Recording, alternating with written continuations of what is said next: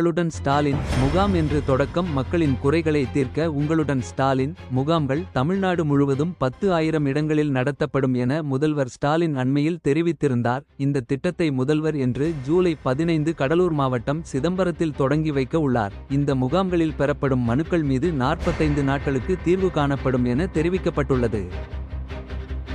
நிமிஷாவை காப்பாற்ற கடைசி முயற்சி. கேரளத்தைச் சேர்ந்த செவிலியர் நிமிஷாவுக்கு கொலை குற்றத்திற்காக ஏமனில் நாளை ஜூலை 16 மரண தண்டனை நிறைவேற்றப்பட உள்ளது. தங்களால் எதுவும் செய்ய முடியாது என ஒன்றிய அரசு கை விரித்துவிட்டது. நிமிஷாவை காப்பாற்ற கேரளா இஸ்லாமிய சமூகத்தில் செல்வாக்கு மிக்க தலைவராக அறியப்படும் காந்தாபுரம் அபூபக்கர் ஏமன் மத குருக்கள் உடன் பேச்சுவார்த்தை நடத்தி வருவதாக தகவல்கள் வெளியாகி உள்ளன.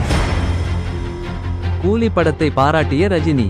லோகேஷ் கனகராஜ் இயக்கத்தில் ரஜினிகாந்த் நடித்துள்ள கூலி படத்தின் மீதான எதிர்பார்ப்பு ரசிகர்களிடையே அதிகரித்துக் கொண்டே வருகிறது. படத்தில் நாகார்ஜுனா, அமீர் கான், உபேந்திரா, சோபின் சாகிர் என நட்சத்திர பட்டாளமே நடித்துள்ளனர். இந்த நிலையில் நேர்காணல் ஒன்றில் கலந்து கொண்ட லோகேஷ் கனகராஜ் படத்தை பார்த்த ரஜினி இது தளபதி மாதிரியான படம் என்றால் என தெரிவித்துள்ளார்.